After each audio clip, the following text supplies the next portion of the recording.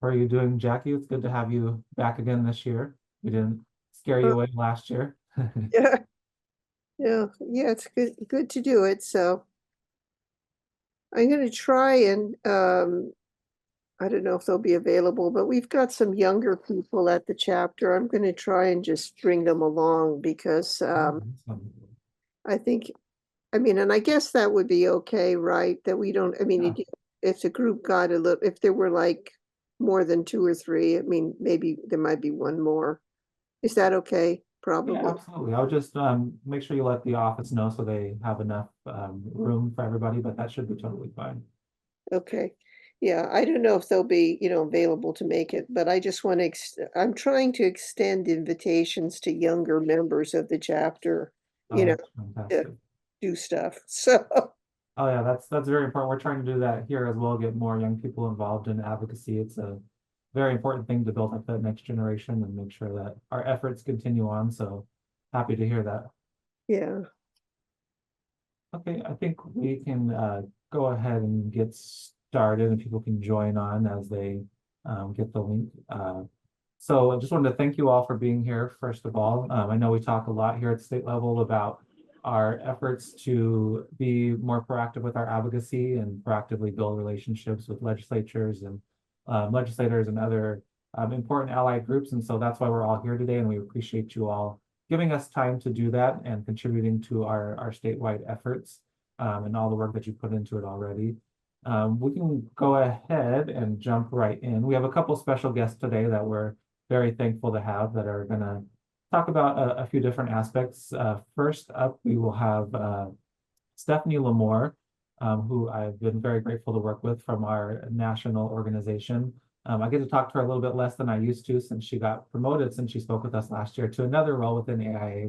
But we're very thankful that she agreed to join us again. Is going to talk to us a little bit to kick it off. And then after that, we are also thankful to have Corey Smith, Executive Director of the Housing Action Coalition, who will talk a little bit about one of our priority bills that we'll be talking about. So Stephanie, if you want to go ahead and take it away. Thanks. Thanks for having me, Scott. It's always fun to be able to join you guys and talk a little bit. So I appreciate having a little bit of time. I have a short PowerPoint. And I'm not sure if I'm able to share my screen. You should be able to. Let's see. Don't see.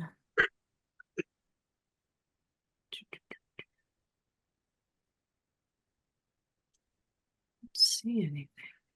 Hmm. Speak on full screen. There is a post, but I do see on the bottom of my screen the share button. Oh wait, it There just should be showed a up. green share Okay. button at the Yeah, bottom. now I have one. Okay.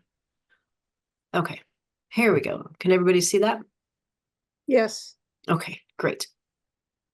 So what I wanted to do, Scott had asked me to come on, and I had joined a meeting at some point last year and talked a little bit about just kind of the basics of advocacy, and he had asked me to come and kind of do a little bit of a deeper dive about why it's important. And I wanted to kind of do a both and take the opportunity to share with you all some of the things that we're working on from the policy and advocacy front at the national level, and kind of tie that into some of our advocacy priorities and why we're doing that. And that way, like, you guys actually know kind of what we're doing, which I feel like is always helpful. And then we can also talk a little bit about sort of the advocacy piece of it. Let's see, is this going to let me advance here? Hello. It's not letting me. There we go. All right. So national priorities. We have several things that we're working on. I picked essentially the top three that have been getting most of our time and attention. The first one, which I'm sure that you all have been hearing about, is this fix that needs to happen with R&D tax credits. Back in 2017, there was a tax bill that was passed, and it changed the way that R&D tax credits can be taken. And instead of that full expense being allowed to be taken in the year that the expense is incurred, that was changed. And now that expense has to be amortized over, that's a hard word to say, has to be taken over 5 years. We've heard from a lot of members whose firms have experienced some significant financial challenges as a result of that.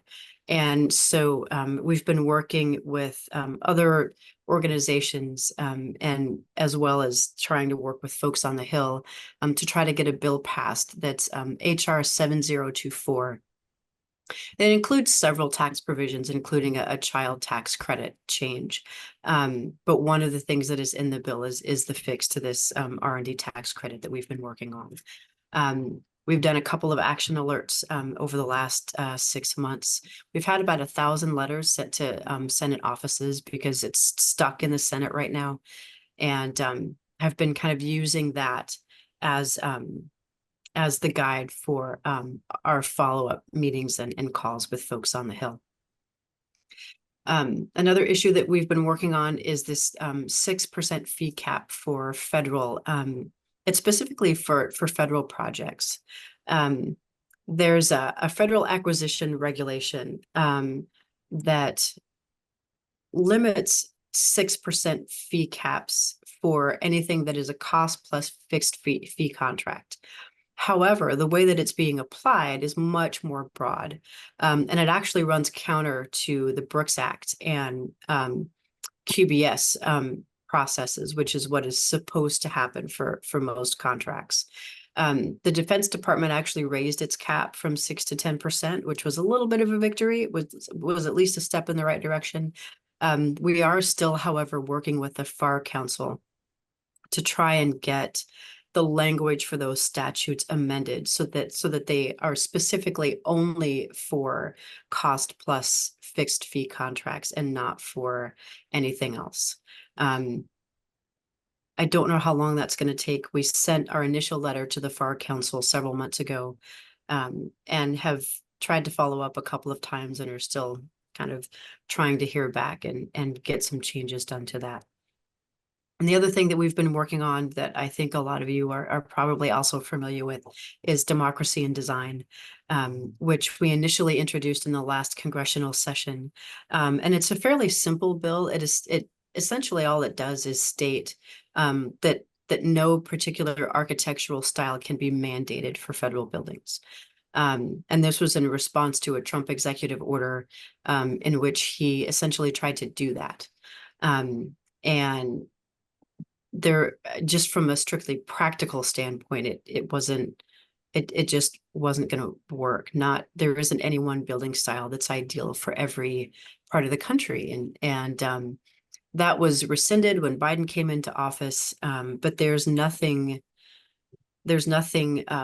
legally or statutory or from a statutory standpoint that specifies that, or that that says that there can't be a specific design mandated across the board. And so we've been trying to get that language adopted here for a couple of years and are still working on that. And so those have been our top policy priorities. And we have other things that we're working on. We're currently putting together a public comment that we're going to submit to HUD by the end of the month. They're seeking comments on a proposed rulemaking that would make some changes to their home investment partnership program. And so we're going to weigh in on that and other things. But the R&D tax credits, 6% fee cap, democracy and design have been kind of the top three that have been taking a lot of our time and attention. And then for our advocacy priorities, there are three that, at least in my head, just kind of always exist. To increase engagement, of course, to identify subject matter experts, and then to incorporate our advocacy work into our legislative work. Our engagement is not bad right now, but I mean, I always want to see it higher. I think our engagement right now is we usually get about a 10% response when we send something out. I'd like to see that, bumped up to 15 or 20% for first-time participation. One of my big goals is to get repeat engagement increased. And part of that is because as you're able to get people to engage more consistently, Even if they aren't starting out as subject matter experts, they can become that over time. So the more engaged they are on an issue, even if it isn't something that necessarily falls within their work responsibilities or whatever it might be, there's an opportunity there to develop subject matter experts in addition to, our second priority, which is to identify subject matter experts. Because there are so many within AIA's membership, so many of our members who are experts on everything from decarbonization to, I mean, I've had in-depth conversations about flooring and things like that from folks. And there's so much knowledge out there that I want to be sure that we are utilizing as we're making policy asks, as we're developing language, to make sure that we're doing things in the right way. And then, of course, we want to incorporate the things that we're doing into our legislative work. Use responses to advocacy alerts, like I said before, as a guide for our Hill follow-ups, making specific asks to offices based on what we're hearing back from members, and then also helping identify priorities. When we can tie the things that we're asking into what we're hearing from a Hill office's constituents, it just has that much more weight. Then it isn't just us as a national organization who's going and asking, but we can genuinely say that we're going and asking on behalf of a constituency, which is just carries a lot more weight and gives us just that little bit more influence that sometimes we need on certain issues. And so I will go on and talk just a little bit about why advocacy is so important. And I'm actually going to use an example from an organization that I worked at before, because it's one of my favorites about the potential power of advocacy. We were working on a bill called the Self-Drive Act, and it was around autonomous vehicles. It was it started out as a pretty straightforward bill that was essentially trying to fold autonomous vehicles into existing regulations around transportation safety checks, and all of those different things, because their inclusion is implied, but it is not explicit. And so it's just something that's missing from regulatory language. So we had been working on this. It wasn't quite to where we wanted it to be. And excuse me, we got word from somebody in we got word from a committee staffer that the bill was going to be fast tracked. And we just weren't happy with it yet. There were a couple of things that we wanted to amend, some language that we wanted to be a little bit more specific. And so we started emailing, I think I have we started emailing every legislative staffer that we had worked with, to say, hey, this is what we're hearing. Is it possible that you can help us, put a hold on this? We just don't feel like it's ready. And we heard back from a few who essentially just weren't interested, which is understandable. It's a big ask when something is getting ready to move, and you're asking for a little bit more time to work on the language. We eventually talked to a staffer from a New York office who said, I understand your concerns, but I need to hear from our people. I need to hear from our constituents. I need to know what they think. And we had done several action alerts around this bill, trying to get people to make phone calls, send emails, things like that. And so we went back to those and we pulled out the names of about 20 of our members who lived in that district, and said, hey, this is the situation. We think this office might be willing to help us, but they need to hear from you. You've expressed concerns about it before. Here's this person's name. Here's his email address. If you're willing, please drop him a note and just ask him if he'd be willing to help us out. And so we did that. And about an hour later, we got a phone call from that staffer saying, okay, I get it. I get that your people are concerned. I'll see what I can do. And it did actually end up buying us I think, another week to do a little bit more work on the legislative language. And so when I talk to people about advocacy and about the importance, there's a baseline importance that is really just to do with people having their voices heard. But for us, there's an opportunity to then use that to either move things forward, or in this case, to put the brakes on something if we feel like it's not quite right. And so there's a power in harnessing those voices, especially in a moment of not crisis. Crisis is hyperbolic, but in a moment when there's something happening, and you just don't think that I mean, like with this bill, we just didn't quite think it was ready.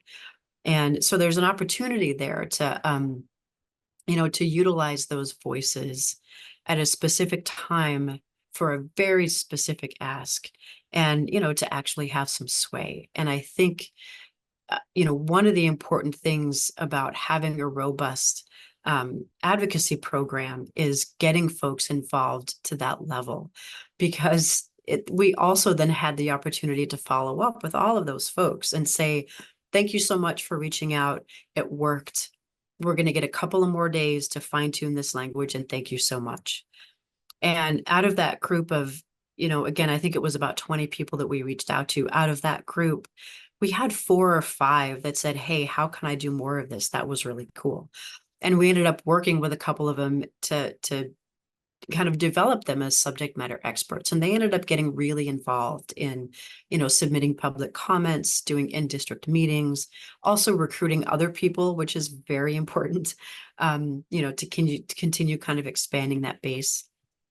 And so, when people ask me, why I think advocacy is so important, this is the story that I always think of, because it was that initial outreach that then gave us members that we could go back to and say, hey, we need you for this very specific thing right now. Can you help us out? And it gave us an opportunity to have a level of influence that we otherwise wouldn't have had with that office. And so that's my why advocacy speech. That's sort of my, why is it important? And that is also the end of my presentation. So I'm going to stop sharing, and I'm also happy to answer questions if folks have any, whether they're related to our priorities or advocacy in general. I know I went through all that kind of fast, but I also don't want to take up a whole bunch of your time. So I didn't want to take too long. Awesome. Thank you, Stephanie. I think that very well encapsulates why advocacy is so important, and is exactly what we're trying to do here, is build those relationships proactively so that in the future, when we have bigger issues like that, we can go back to these legislators and staff that we've created these relationships with. So appreciate that. Yeah. And back to the presentation, if you have any questions for Stephanie that pop up, feel free to message me and I can send those over to her. She is on East Coast time, so I know it is well into the evening there. So if she needs to jump off before the question and answer section, I'll be sure to forward those along to her as well. Yeah, great. I do have to hop off, but yeah, if you have questions, feel free to send them to me. I'm happy to answer via email, or even hop on a call if somebody wants to have a longer conversation. Awesome. Thank you so much. Yeah. All right. Thanks, guys. Bye. Thank you.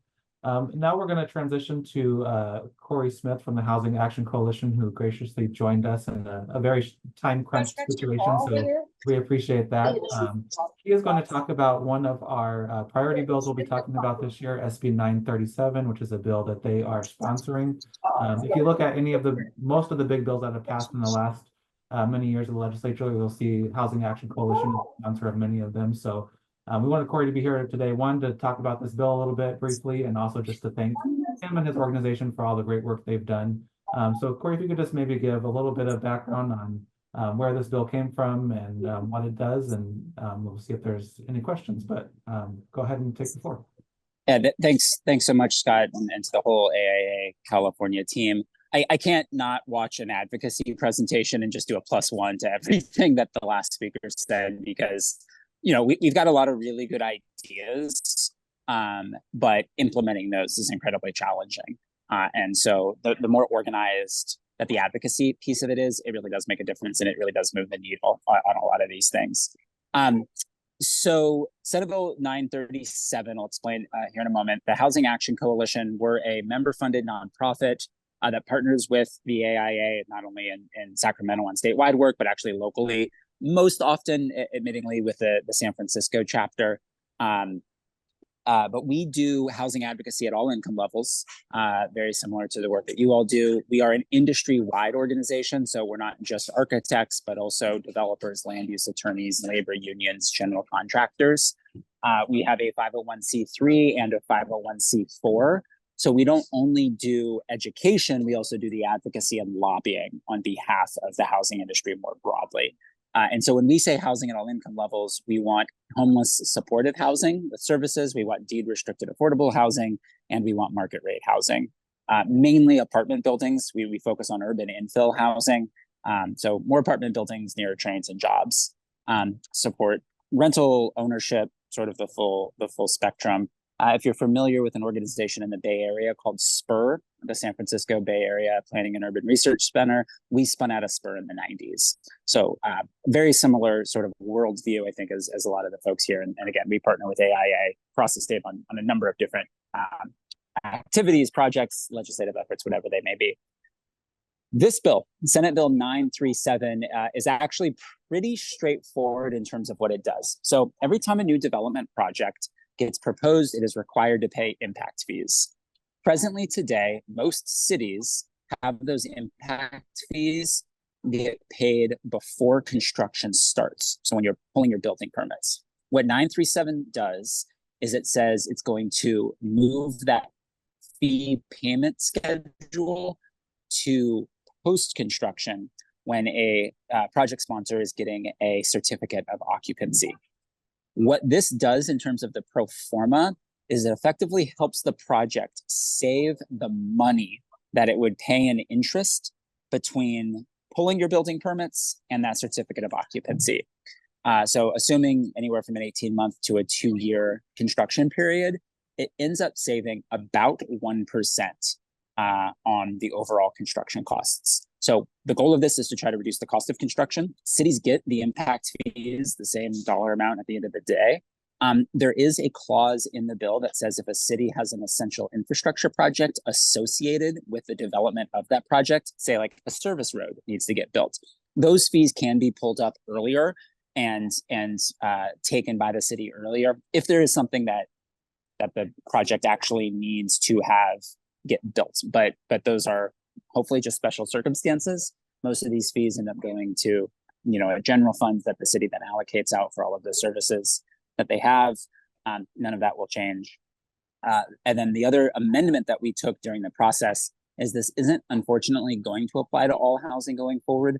It is only going to apply to projects that are under 10 units or utilizing a state program like one of the state streamlining tools, 2011, 423, 35, or a state density bonus. So most of the projects that we end up supporting, especially use the state density bonus, but it won't apply to everything.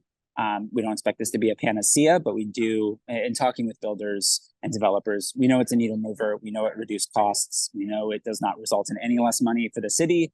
The people that are losing out are the lenders, because they end up lending the money to pay impact fees about 18 months later than they would have otherwise. I'll pause. Thoughts, questions, feedback. So did you say that it will only apply to projects that are under 10 units, or did I mishear? It'll apply to projects that are under 10 units. And it will also apply to projects that utilize the state density bonus. So under 10 is basically subsections. Under 10 gets to utilize 937. If a project is over 10 units, it needs to either use a state density bonus or something like Assembly Bill 2011, Senate Bill 423, or Senate Bill 35. There was a question about the entitlements as well. So yes, the entitlements piece of it ended up getting stripped, and actually, this is a longer political conversation as well. The short version of it also extends entitlements for all projects by 18 months as well. but that's actually going to get struck from our language because it's going to go into a different bill that we've worked out with Assemblymember Joe Patterson, who had a similar bill trying to achieve similar things. And so he ended up taking the entitlements portion of it. We are doing the fee deferral part of the bill. So the entitlements is now technically going through a different vehicle, but was originally part of this effort. What sections? I mean, that should be, actually I can bring up the text here.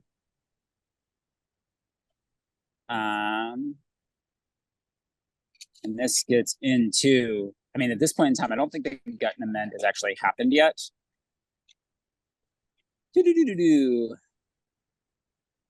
lot of this is still, so I mean, even at the top, local agency. Sorry, now as I am searching for it on my phone, government code sections are hard to find what our subsection is on this. It So looks just like it's, search the 66007 of the government code, which is there we go. section 2 of the bill, and also Yeah. Section 2, 660077. And then if you're scrolling down, and I'm doing a control find on the word deferral, that is generally the best place to actually do this. And then it's government code, it's the section. So you were saying section 1 is gonna get removed? The section on entitlements, and this is where I just think about the entitlements on one side and the impact fees deferrals on the other. The section that extends entitlements. There was a similar bill from Assemblymember Joe Patterson that did a lot of the same stuff that our bill did. And because of, frankly, the local government process, our entitlement language ended up getting struck in a way that we didn't really like through a committee amendment. So we actually just decided to strike the entire entitlement extension section of our bill, and it's going into the Joe Patterson bill instead. So Joe Patterson has a bill, and I can get this number, that is effectively what we were trying to do for the entitlements, extending entitlements for all projects. And his number was, yeah, I'm spaced on it, but I can get that and send it to Scott, the Patterson bill. And I think that that's something that you all can mention in your meetings too, is that we are supportive of the entitlement section as well. And then we can get the bill number so you can mention to them where that's going to end up also. Yeah, so and this I'll happened in send like the that last information week. out. Perfect. Awesome. So I can send that information out to you all, so that's something we can add to our talking points for the meetings. And I think as you're talking, I mean, we want to have cities be whole. We're not trying to have any less money come into local jurisdictions, but we want to help with feasibility in the current situation. And that's what this is going to do. Awesome. I know you have to get to an appointment. Are there any last minute quick questions? If there's any others after this, I can also send them Corey's way or figure out an answer for you. But any last minute questions before Corey has to jump off? I'm curious, since it's for under 10 units, why your graphic is of a big building. It's under 10 units and bigger buildings that utilize state density bonus. Okay. AB 2011 423. Okay. We had it apply to everything when it started, and I can just give it maybe a little bit of political background on this. The Senate Local Gov Committee said, well, we don't want this to extend to everything. We only want it to extend to projects that include on-site affordable housing. So what if we just do like the state density bonus and these state streamlining tools and limit it to just those bills? One of our other sponsors, California YIMBY, spent a lot of time passing Senate Bill 864, which was focused on under 10 units with the intent of trying to create some first-time home buyer opportunities. That's really what their effort was focused on with that previous bill. And so they went back and said, well, we also want to create an exemption for under 10 to allow for those smaller buildings to get built. And if you're thinking, okay, projects under 10 or projects that utilize the state density bonus, doesn't that seem to be most projects? I think that answer is yes. and that is the goal. We want it to apply to everything, but legislative process. And Okay, just, and then the go ahead. just where are you in the process on this? Is it just in the Senate? It hasn't gone over to, it's Yes. still in the Senate. It hasn't gone over to the other side, right? Yeah. No, it has gone through the Senate entirely. We're on the other side. We got through Assembly Housing, and now we're at Assembly Local Gov next week, I want to say. Okay. Dealing with some negotiations with local governments. Okay. And then the corresponding Joe Patterson bill now, it's Assembly Bill 2729 is the Patterson bill.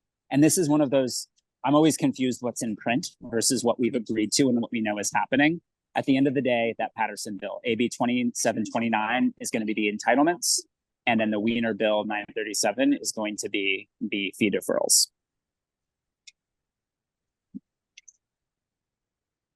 We split the policies up so we could get both policies through that were a little bit broader.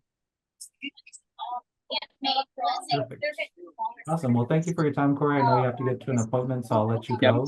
But we appreciate you taking time to be with us today. Thanks so much, Scott. And thanks to your whole team and for everybody here. I know volunteering your time. I really appreciate it. Awesome. Thank you, Corey. Bye all. Okay, perfect. So as you can see, things move very quickly in the legislature. That's kind of why we also don't send materials out too early, because things change weekly in the legislature, just like this bill. So I can send out some updates for some talking points for this bill, just to let them know that we're still supportive of the entitlement portion. But that portion, as we understand, will be moving to another bill. And I think that that's as simple as that. Just say we're supportive of the entitlement portions, and we hope to see them move forward in whichever vehicle they do. We did that one out of order just so that Corey could be with us. We're going to go back and talk a little bit about how to effectively advocate, and then we'll kind of get into a little bit more specifics about the meetings and the issue briefs. So just kind of starting with advocacy. So the first point is just to know your audience. As you all know, California is one of the most diverse states in our union, both by demographics and by regions. It's also a very, very large state with each senator representing almost 1 million people. So there are legislators that represent more densely populated areas and just a few street blocks in San Francisco, to members who represent more rural districts in the Central Valley or other places where people drive long distances for work. Some members represent urban communities, some represent rural communities. So these communities all have different needs, different interests, and so it's very important to take those things into account. Legislators also have their own personal and professional backgrounds that also shapes the way that they see things. So this is why it's important to know your audience.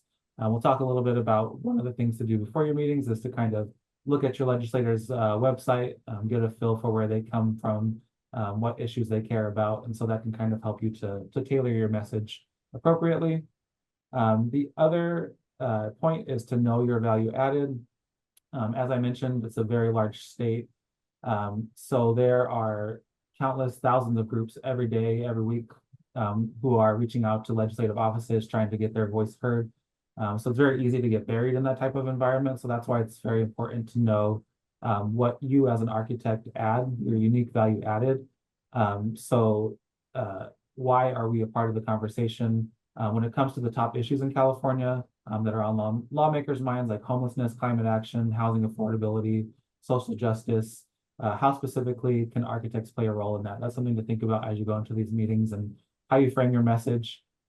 What are maybe some types of projects you've done in the community that have helped to advance things, or just all those sorts of things. It's important to think about what you as an architect add to the equation that's unique from other groups. Finally, the last one is building proactive relationships is another very important pillar of advocacy. And that is essentially what we are doing here by having these meetings. This is our second year back after not doing it for a number of years. So we're very much still in the realm of reestablishing that we are here, that we're experts, that we are somebody that legislators can rely on when it comes to these important issues. So that's something to keep in mind as well. We can go ahead and move to the next slide. So this is a pre-meeting checklist.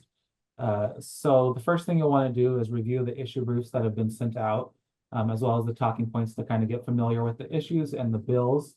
When it comes to the bills, Sarah is going to put into the chat, there is a public facing website called Legislative Information that is online. Sarah, if you could pull that up, I can give you a little bit of a feel for how you can navigate that site to get the information that might be relevant. Oh, not this one.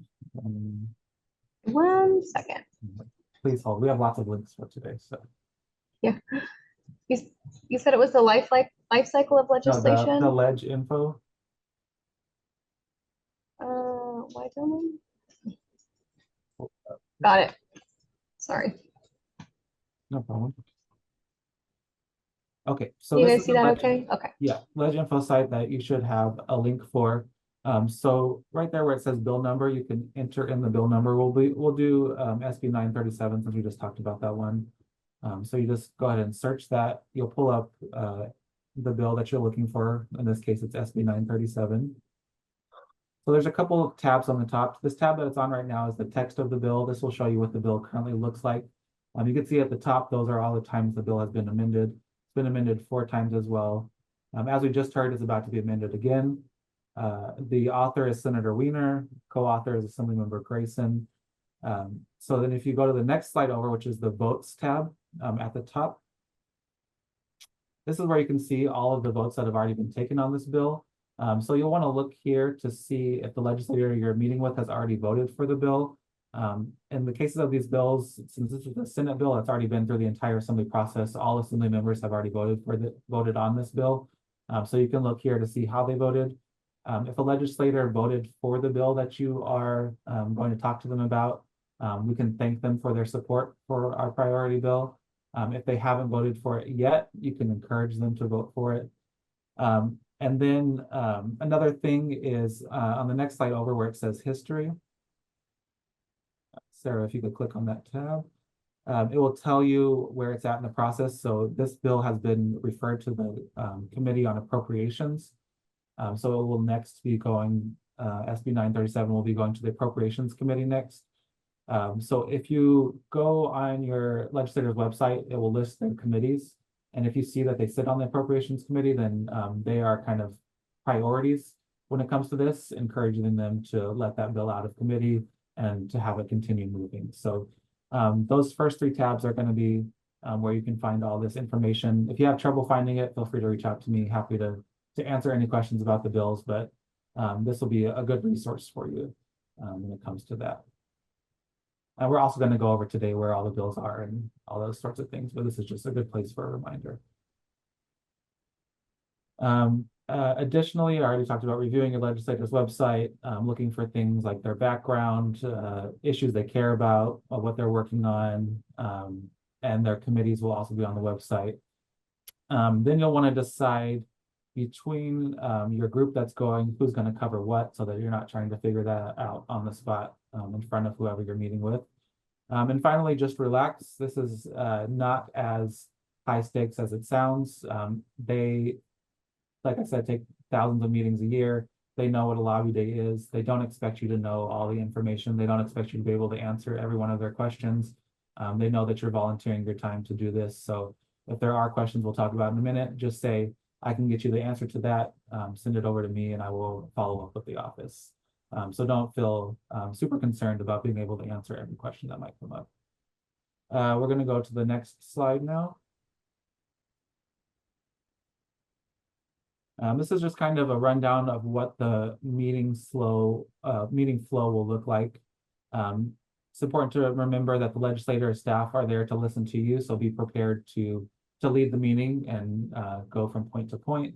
They might have questions, of course, but they will be expecting you to convey your information to them. So you'll want to start with an introduction.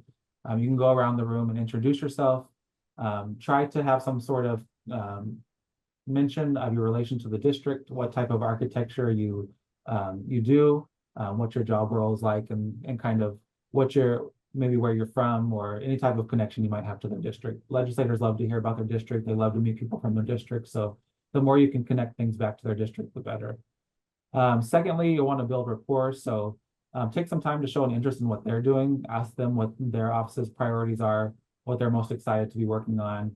This also helps you in the process of getting to know who you're talking to, what matters to them, and kind of building that relationship ongoing. It shows that you care about them, gives them a little bit of opportunity to talk about what they're passionate about.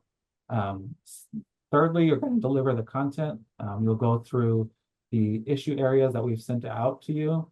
You will, as I mentioned, kind of want to make those personal, local. Any examples you might have of any sort of work your chapter has done when it comes to housing, climate action, or any work you've done in the community, any work you've done personally, if you've done any type of significant housing project or project that instituted climate action goals from the state into it. Those are the type of things that you'll want to mention and can add into the talking points.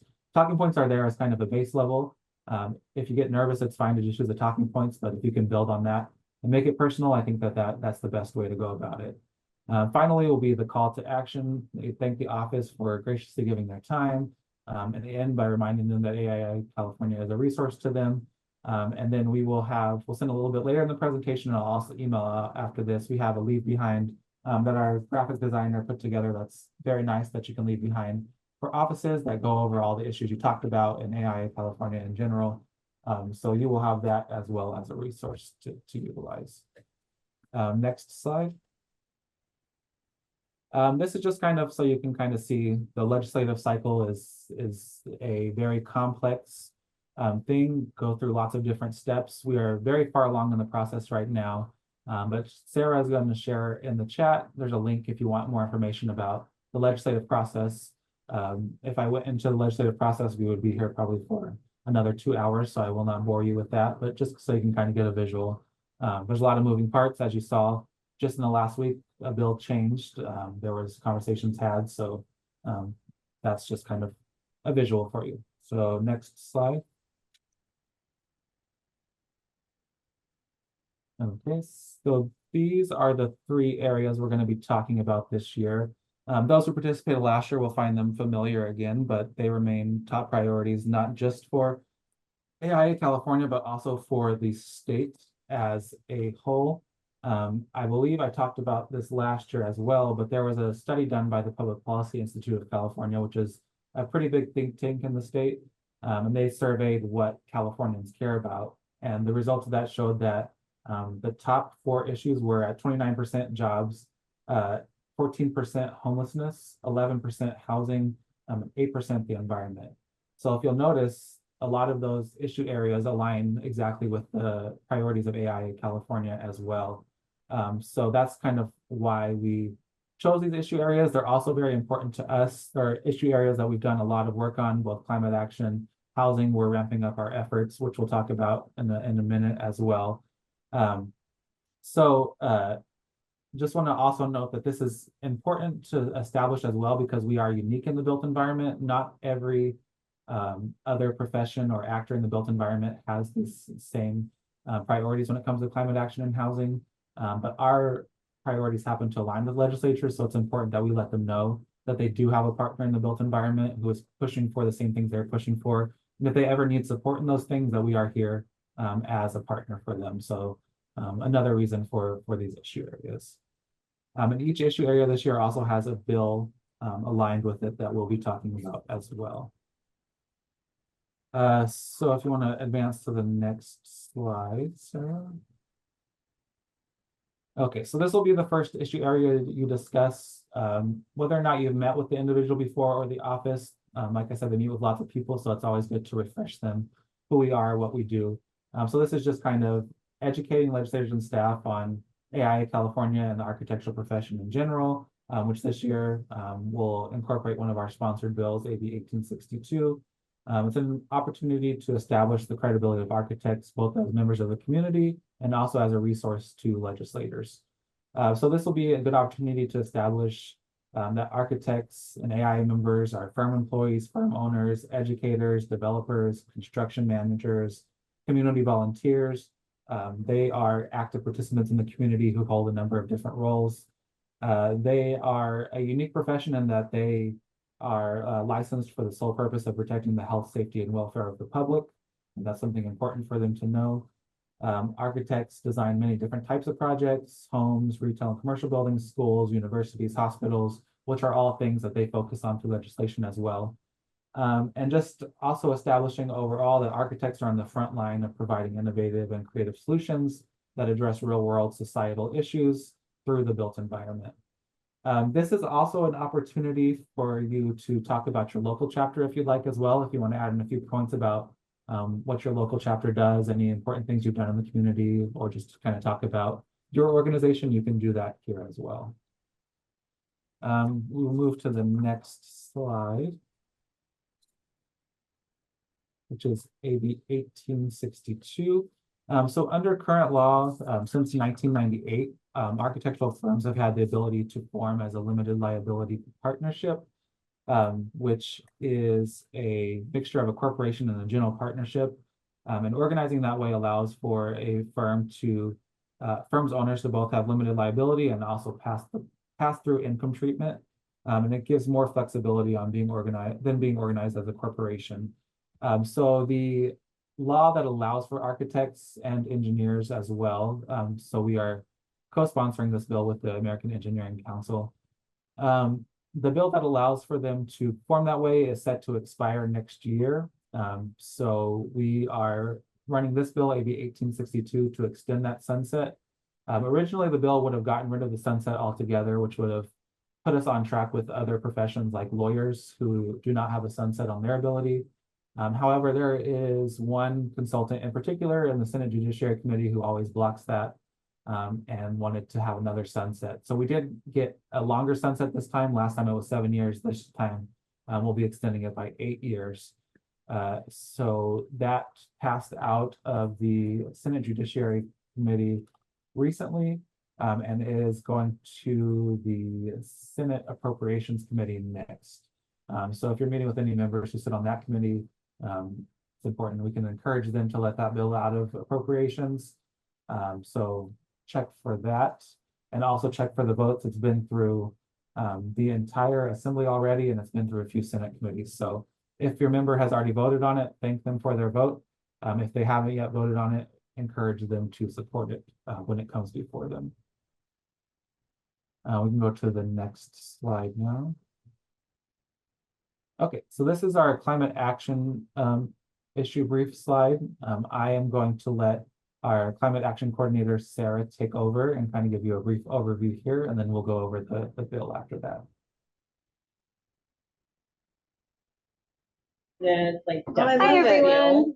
You know So what I nice. mean? Thank you guys for joining today's Ledge Day update. I'm Sarah Vasquez, Climate Action Program Coordinator, here to talk just a little bit about AIA California and our climate action advocacy work. As you can see here, here's the issue brief, which is really great. And I kind of want to just mostly jump down to the opportunity list at the bottom. I hope many folks on the call, and if not, I'm excited. You know, I'm here to talk about climate action. Climate action in the environment, carbon reduction is really big and important to the state of California. And as Scott had mentioned, very important to AIA California as well as an organization. Many of us understand the connection between carbon reductions and the built environment. And so building with better design decisions, better materials, can really help improve the carbon emissions through the built environment. So I think that there's a lot that architects can and are excited to do, and AIA California is happy to support it. So jumping down to the opportunities, which I think are really great, and I think it highlights what AIA California does, and the impact that we've had with climate action in the state is really, it's really great, and it's a really good thing to highlight.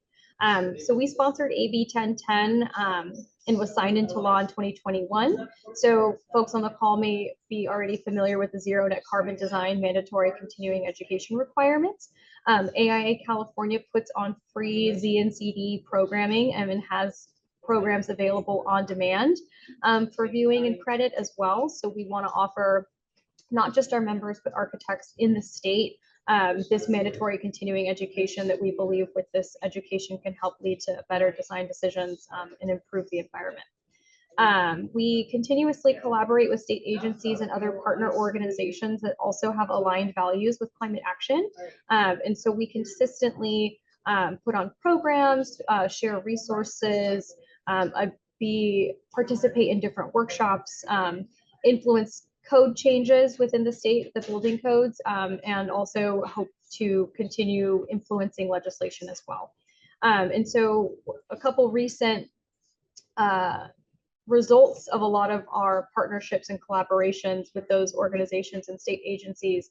As many of you may have heard, just recently effective July 1st, 2024, the embodied carbon mandatory requirements have now been put into Cal Green and are effective. So we, for buildings of a certain size that fall under the Building Standards Commission and the DSA's authority, are required to start carbon emissions reporting, which we believe is a win, because it will encourage further embodied carbon reductions with those buildings. We also led the charge in the adoption of new chapters for the California existing building code to lower barriers on building reuse, which also has implications for carbon emission savings, and hopefully to increase or reduce barriers for even commercial to housing, which is something that AIA California is interested in moving forward in. We continuously work with those organizations and agencies to work on code updates going forward. We hope that some things can be more focused on carbon reductions and supporting California in their goals as well for carbon emissions reductions. And Scott, you can go ahead and drop that link to the USGBC's AIA California earlier this year were the recipients of USGBC California's 2024 Policy Leadership Award. I just wanted to share that with folks because I think it helps to highlight the impact that AIA California and its members are having across the state and with other organizations as well. So these coalition buildings and these advocacy buildings around climate action in our work are super important. And we hope to continue them and keep them strong going forward. That's my update. Sorry, I went super fast. But if you guys have any questions on AIA California's climate action efforts, please feel free to reach me at any time. We have volunteer opportunities. We have advocacy opportunities. And if you're interested, I'm happy to loop you into those. Awesome. Thank you so much, Sarah. And it's important to note, if you did this last year, it's a good opportunity to update the members that you might have met with if you're meeting with the same people again, or if not, introduced to them. Since last year, we did, as Sarah mentioned, got the first in the nation embodied carbon emission reduction measures passed. And we also got the new codes added to the California existing building code. I think that that's something that a lot of legislators might not be aware of. A lot of them don't pay attention to what happens in the code landscape. But it's important because it establishes AIA California as somebody who is leading in this category and is making a difference. We have already seen a lot of carryover from what we've done in the code world. A lot of environmental organizations that are pushing for bills are reaching out to us now, asking us to join their coalitions, asking us to help push things through the process. So it's been a very fruitful effort. So those are great things to mention in your meetings. And one of them does tie into the bill we chose this year, the first in the nation mandatory embodied carbon reduction measures. One of those pathways within that is based on the Buy Clean California Act. So if you want to advance it to SB 1207, which is our priority bill that we're going to be talking about related with climate action. So SB 1207 would expand the Buy Clean California Act to all insulation types. Currently, it's only for the mineral wood board type of installation. So this would expand it to all and ensure a standard framework across all of California's building regulations. For those who might not be familiar with the Buy Clean California Act, which a lot of your offices might not, it requires the Department of General Services in consultation with the California Air Resources Board to establish and publish the maximum acceptable GWP limits for 4 eligible building materials. One of those is insulation, but as I mentioned, it only applies to mineral wool board insulation, which nobody seems to understand why that's the case. But these regulations play a significant role in building decarbonization as they are used to identify and drive the selection of building materials. So it's very important that all materials are included so that we can continue to work towards the decarbonization. And so this goes hand in hand with some of the work we've already done. So that's why this bill is a priority to us and one that we'll be talking about this year. That bill is also, I believe it is, let me pull it up, it's in the Assembly Appropriations Committee currently, which means it's passed out of all of its policy committees. It does have bipartisan authorship.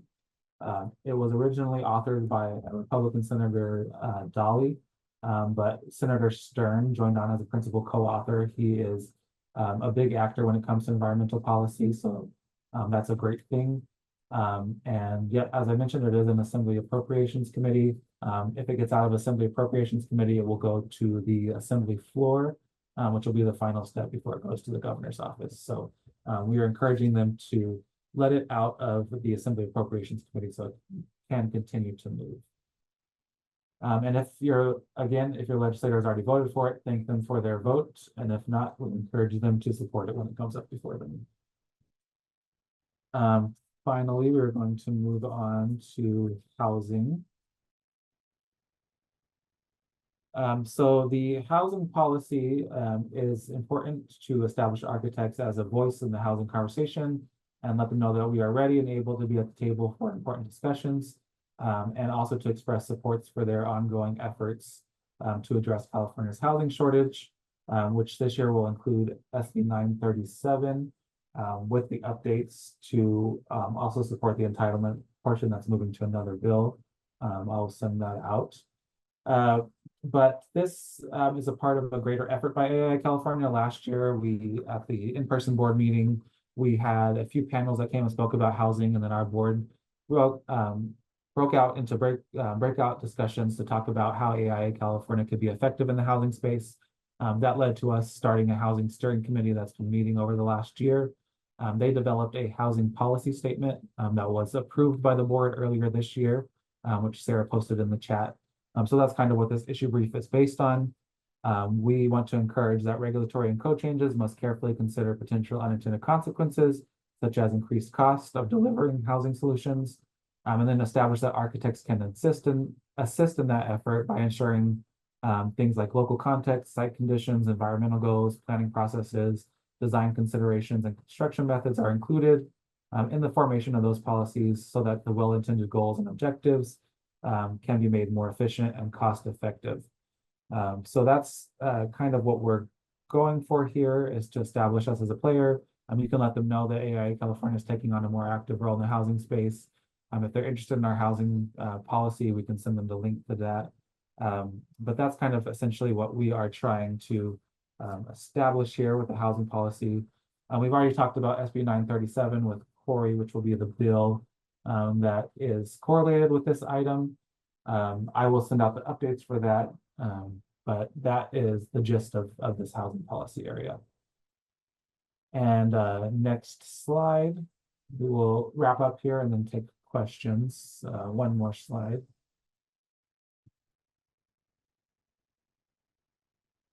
Okay, so at the end of the meeting, our goal is to be able to leave an impression with the office. Our main point in these meetings and the leave behind that we want them to remember is that they have a partner in the built environment. Architects are on the front line of providing innovative and creative solutions to address real world problems through the built environment, and that they can reach out to us at any time if they have questions on bills, they want support for bills. We are here to help them. We are here as a partner, and we are here in their communities. So that is kind of the main impression that we want to leave behind. And then finally, we can move to the last slide, Sarah. So just a couple of do's and don'ts. We've already talked about do make it personal and local. Any tie-ins you can have to the work you do locally, either through your chapter or through your practice, are very effective. They want to hear about what's happening in their communities. Do tailor the message to your audience. Look up your legislative website, get to know what they care about. Do be prepared. Be friendly and professional. Above all else, if they don't remember your policies tomorrow, they will remember whether or not you were friendly and professional. That makes a big impact, especially when it comes to relationship building. So that's a key factor here. Have fun. Don't get too tense. Don't take it too seriously. It is serious, but it also is just an opportunity to build a relationship with your local legislator, which is a good thing. Do bring business cards and the leave behind paper that we are going to send to you. I believe Sarah put it in the chat, and we'll also send it out to you. You can print it out or you can email it to them. Do follow up with a thank you letter, which I believe we will also send to you in the chat, and we will send it to you electronically as well. You can fill in your name and details. You can change it up a little bit if you like based on the conversation, but there is a form letter you can use to follow up after the meeting and thank them for their time. We also we have a survey that we will send out to you as well. So you can give us feedback, both feedback on ways to improve the program in the future, what worked for you, what didn't work, how you can be more prepared, but also to provide feedback on any questions that were asked during the meeting that we need to follow up on. On the do not column, do not get into debates or arguments with the office. This is not an opportunity to take up a bone you have to pick with the office. You're there representing AIA California and your local AIA chapter. So try to stick to the issues, try to stick to the facts. If you need to address another matter with them, you can schedule a meeting separately as a constituent, but we ask that you don't get into heated arguments with the staff or the member when you're in these meetings. Don't let your bias show. Present things in a factual manner, present things as the way they are, but don't let your bias show too much. Don't feel like you have to have the answer to every question. I mentioned that. They don't expect you to be able to answer the questions. They know that you're volunteers for this. Just let them know you'll follow up with me, the Director of Government Relations at AIA California, and I will follow up with them with any more detailed questions that they might need an answer to. Don't go over allotted time. They tend to schedule meetings back to back, and you don't want to be that group that's holding them up from their next meeting. The rest of the staff will be pretty upset with you if they have to keep coming in and reminding you that the meeting's over. So try to make sure you stick to the 30 minutes or whatever time you scheduled with them. And again, don't stress out. Have fun with it. It's just a conversation with your local elected official. We can go ahead and move on. I believe that was the last slide. So I'm happy to take any questions you have now. If you think of any questions after this as well, feel free to email me. You can reach out to me. This will also be recorded. We'll send this out through the component executives as well. So if anybody missed it, or if you want to go back and review something, you will have access to that. But happy to answer any questions that you might have right now. And also opportunity, I know some of you participated last year. I know Jackie in particular, I don't know if she is still on the call. Looks like she dropped off, but if anybody participated last year and has any comments on how the meeting went and what worked well for you. Oh, looks like Jackie's still here. But if anybody has any comments about how that went or any advice, feel free to share that now as well. I think it's really important that you have a constituent of that particular office with you, because that's who they want to talk to. Yeah. And for the Central Valley chapter, we have 17 counties, in our area. So one of the things that I'd like to try and do this year is get some people from the west of the river who are actually constituents to be present, so we could talk to more legislators. So No, that's absolutely true. Legislators want to meet with their constituents. In fact, at the Capitol, there's a system called the Legislative Constituent Management System. So if you call into an office, your opinion won't even get tallied in the system unless you are a constituent. They have filters. You have to enter in the zip code in order to have your voice registered in that system. So they really do prioritize constituents. So the more constituents you can have in a meeting, the better, and the more likely you are to get a meeting with the legislator. But also just a note on that, it's just as effective to meet with staff. Staff are the ones that brief members, make recommendations to them. So don't feel like it's not as important if you're meeting with staff. It's just as important. Any other questions?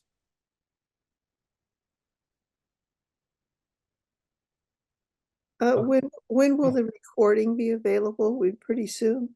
I think it takes about an hour after this for it to load up on our computers. Then we'll have to have somebody load it to YouTube. So hopefully we'll have it maybe by tomorrow. That's fine. Yeah. Awesome. Well, if any other questions come up, let me make sure to put my email address in case you don't have it in the chat. Feel free to reach out to me at any time. If questions come up in the meetings that you want to send over to me directly, you can do that as well. Or any time leading up, if you're doing prep work and have a quick question about a bill or what you're doing, feel free to reach out to me. Happy to answer those for you. But appreciate your time. I think everybody's always happy to end the meeting early. So if there are any other questions, I think we can go ahead and adjourn the meeting and be on the lookout for the rest of the materials and the recording.